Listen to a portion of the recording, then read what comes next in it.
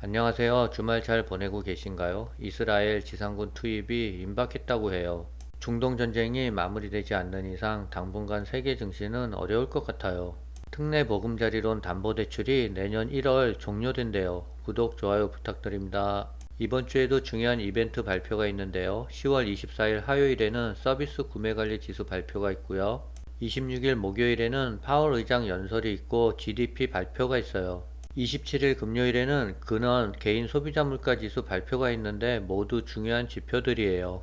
3분기 기업 실적 발표들을 하고 있는데요. 24일 화요일에는 마이크로소프트와 알파벳의 실적 발표가 있어요.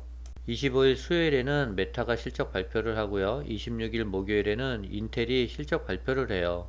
기업들이 호실적이 나와도 중동 전쟁으로 증시의 발목을 잡을 것 같아요. 이스라엘이 가자 서안 지구에서 이어 레바논까지 전방위 공격을 이어가면서 가자 지구에 대한 지상 작전이 임박했음을 시사했어요.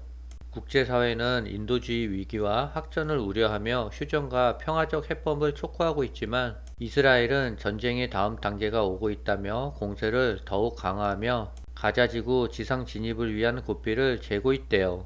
바이든이 확전을 막기 위해서 이스라엘을 방문했지만 그 효과는 크지 않은 것 같습니다. 이 와중에 미국은 대중국 반도체 수출 통제 조치를 추가로 발표했어요.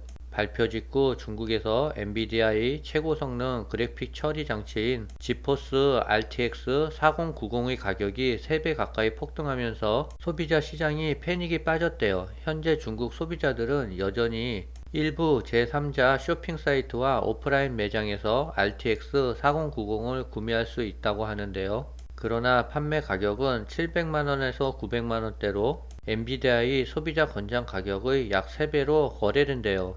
현존하는 PC용 그래픽 카드 중 최고 사양으로 사랑받는 RTX 4090은 지난해 9월 출시된 후 중국 게이머들과 그래픽 디자이너들에게 최고 인기 상품으로 떠올랐대요.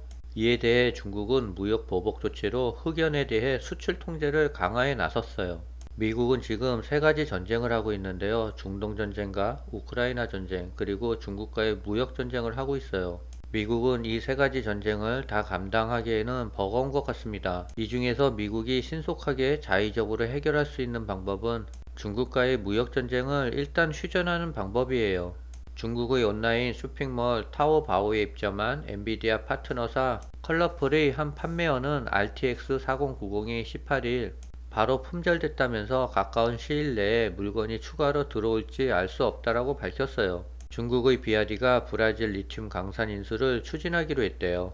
아시아외 지역에서 생산을 확대하기 위해 원자재 공급을 확보하려는 것이라고 해요. 전기차 시장에서 태국 기업이 중국 기업과 손을 잡고 있대요. 가장 큰 타격은 일본 완성차 업계가 받을 것이라는 전망이에요.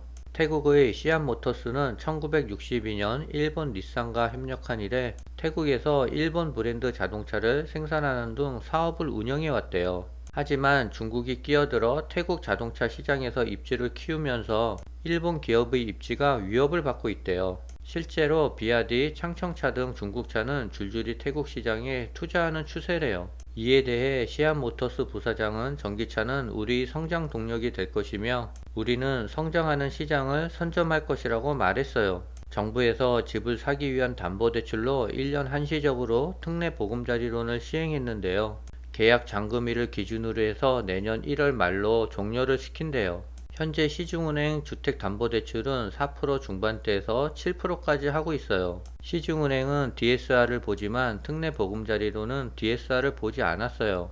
그래서 2023년은 많은 사람들이 특례 보금자리론을 이용해 집을 구매했어요. 특례 보금자리론은 DSR 적용도 안 받지만 중도상환 수수료와 은행의 부수거래도 없었어요. 특례 보금자리론의 이율은 고정으로 4.45에서 4.5% 정도 하는데요. 내년 1월에 종료가 된다면 시중은행의 고이율로 인해 집을 사기에는 더 어려워질 거예요. 디딤돌 대출도 한국주택금융공사의 자금은 다 소진이 되었고요. 한국주택도시보증공사에만 한도가 지금 살아있어요. 집을 매수할 계획이 있으신 분들은 특례 보금자리론이 끝나기 전에 매수하는 게 좋을 것 같습니다. 이번 주 증시의 전망은 그리 밝지는 않아요. 하지만 잘 이겨내야 될 것 같습니다. 오늘은 여기까지입니다.